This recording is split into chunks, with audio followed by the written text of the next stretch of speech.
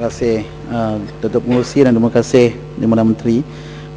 Berkaitan dengan peruntukan yang diperuntukkan 22010 yang melibatkan lebih kurang 11 juta di Padang Terap tu, adakah dia juga melibatkan cadangan pampasan kepada penduduk-penduduk yang terlibat dalam pengambilan tanah untuk dibangunkan kawasan di Sungai Sari tersebut? Saya pohonlah sekiranya tidak ada, boleh libatkan sekali pihak kami untuk berbincang bagaimanakah kita boleh berada dalam menang-menang, situasi menang-menang, iaitu penduduk yang masuk ke kawasan tersebut yang saya sebut tadi, ada juga yang terdiri daripada mereka yang miskin, mendapat papasan yang sewajarnya, kerana mereka dah mengeluarkan modal. Kadang-kadang mereka masuk kerana mereka tidak tahu bahawa yang itu ada projek, dan kadang-kadang terdapat maklumat daripada pihak-pihak yang tidak bertanggungjawab yang menyebabkan mereka telah masuk dan beli daripada pihak yang lain kawasan tersebut. Jadi berlaku mungkin salah faham di sana. Saya mengharapkan sekiranya dia melibatkan pampasan agar pihak kementerian memberikan pertimbangan yang sewajarnya untuk mereka. Terima kasih. Pasir Mas bangun pula, Mas. Boleh saya sambung terus, walaupun apa ni isu yang berlainan sikit. Saya ada bercakap lebih awal daripada rakan-rakan yang lain. Saya ada tanya masalah dengan nasib penoreh-penoreh getah waktu musim hujan sekarang ni. Penoreh getah ni, Datuk Pengerusi, bukan saja orang-orang asing. Kalau di Kelantan, orang tempatan. Jadi bila musim hujan sekarang ni, mereka tidak dapat mencari pekerjaan lain daripada menoreh getah.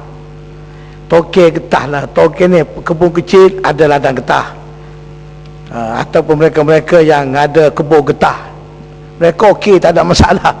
Yang tak boleh menoreh getah ni, apa nak jadi waktu musim ke-7? Jadi saya cadangkan, seperti imbuhan diberi pada kaum nelayan yang tidak boleh ke laut waktu musim hujan, maka diberi RM200 kalau tidak silap saya sebulan.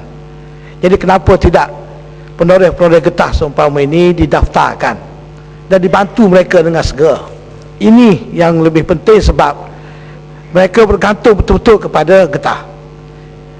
Jadi itu yang saya nak bangkit. Cuma tadi ada satu soalan yang saya duduk dengar masalah getah tak ada susu. Setengah-setengah tu getah susu tu getah monopos, tak? Jadi bila getah tu monopos, dia kena ganti dengan getah lain. Dia bukan sepanjang masa ada susu. Kalau dia toreh, dia isap hari-hari, memang habis susu. Cuma yang mohon minta tarik balik ya, apa yang berhormat Pasir Mas itu menghina wanita. Tak ada, saya tarik balik lah. Saya tarik balik lah. Saya tak ada nak menghina siapa-siapa pun, sebab saya tak pernah sensitif pun. Cuma setengah-setengah orang kalau dia mengatur orang, dia sensitif. Tapi kita, kalau kita sebut sikit, kelai pula pergi fikirannya. Jadi saya tarik balik lah. Saya tak nak siapa-siapa tersinggung, apatah lagi kaum wanita. I think Pasir Mas boleh guna perkataan andropos sekarang. Ya, itu terminologi je, term saja tu. Apa salahnya? Bukan kita rujuk pada wanita. Tapi apalah, saya minta maaf lah, saya tarik balik. Saya ulang, saya tarik balik, tak ada masalah. Saya senang je, saya orangnya. Saya mudah tarik balik. Cuma saya nak tanya masalah apa ni, masalah penoreh-penoreh getah ni, apa nasib ni? Boleh tak Yang Berhormat, di kawasan saya di Pasir Mas, untuk makluman Yang Berhormat, di Dun Cetak, saya daftar baru ni lebih kurang dekat 300 orang lebih. Sampai mereka ni nak menoreh getah, bukan saja nak pada pisau, dia pun nak kereta sorong pun sama ni. Tahu kereta sorong ni yang tolak ni, nak bawa getah, nak akut getah, RM60 satu. Itu pun dia pun talih, kerajaan tak nak bagi, saya bagi daripada wang poket sendiri. Ni musim hujan pula ni. Jadi ini yang penting. Ya, saya minta kalau boleh Yang Berhormat beri penjelasan yang khusus, dan pada wanita tu sekali lagi tarik balik, takut jadi isu. Minta maaf. Yang Mat, panjang lagi Yang Mat. Minta penjelasan di mana-mana, sependek saja. Tuan Pengerusi, kementerian kita ni banyak komoditi. Ya, saya baru jawab getah, sawit, tembakau, kenaf. Banyak lagi koko. Yang Muhammad dah 1 jam 50 minit Yang Muhammad, so kan nak cepat sikit ya. Kita ada 2 kementerian selepas ni. Okey Muhammad.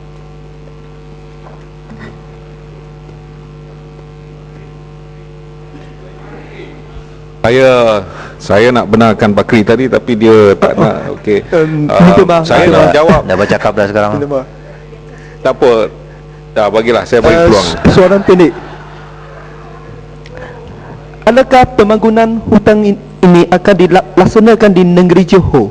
Terima kasih.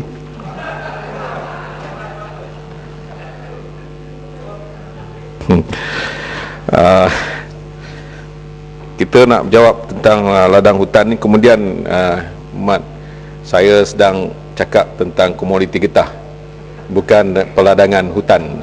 Belum lagi ya Mat ya. Saya nak menjawab Yang Berhormat, persoalan Yang Berhormat tentang kenapa LGM tidak menyediakan maklumat dalam bahasa Malaysia.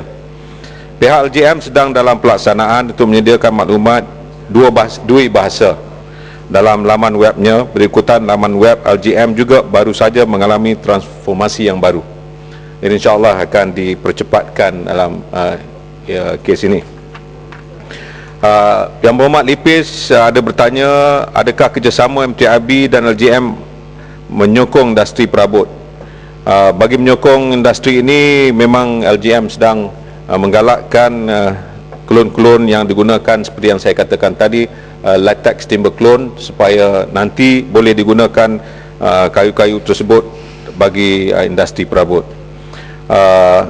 Kerana LTC menghasilkan latex dan kayu yang lebih tinggi, torehan boleh bermula pada umur 4 atau 5 tahun, dan saiznya agak membesar dengan cepat. Klon-klon balak adalah seperti RRIM 928, 929 dan juga satu Malaysia yang baru saja diumumkan. Berapakah jumlah kilang getah yang telah dibina oleh kerajaan? Soalan daripada Yang Berhormat Maran. Kerajaan tidak membina kilang getah. Kerajaan bagaimanapun sebuah syarikat kerajaan iaitu Mardek Sdn Bhd pernah membina 15 buah kilang memproses getah, tetapi hanya 7 buah sahaja yang masih beroperasi dan mengalami masalah kekurangan bahan mentah. Apa yang dibangkitkan oleh Yang Berhormat Putatan tentang penanaman jetropa, secara dasar pihak kementerian belum menggalakkan penanaman jetropa. Penyelidikan masih dijalankan untuk menentukan jenis yang paling berhasil tinggi. Walaupun begitu, terdapat syarikat-syarikat swasta tertentu yang melibatkan pekebun-pekebun kecil tertentu dalam penanaman jetropa secara kontrak. Difahamkan syarikat-syarikat berkenaan akan membeli segala biji jetropa daripada pekebun-pekebun kecil yang terlibat, memandangkan hasil jetropa daripada varieti sedia masih kurang memuaskan. Saya nak menjelaskan di sini bahawa kita sedang membuat kajian dari segi dasar untuk melihat apakah varieti yang akan dikeluarkan oleh kajian yang kita buat di LGM nanti boleh benar-benar apa yang dikatakan oleh beberapa syarikat swasta yang mengatakan boleh memberi keuntungan kepada pekebun kecil. Sebab itu saya jelaskan di sini bahawa kerajaan belum menggalakkan penanaman jetropa secara meluas lagi. Kita memerlukan kajian yang terperinci varieti yang boleh digunakan, kerana masalah tentang pokok jetropa ini adalah oleh kerana buahnya tidak masak sekali, maka terpaksa kita menggunakan banyak tenaga buruh. Dalam masalah tenaga buruh yang kita ada di industri sawit sudah mencukupi untuk memberikan kesusahan kepada masyarakat kita.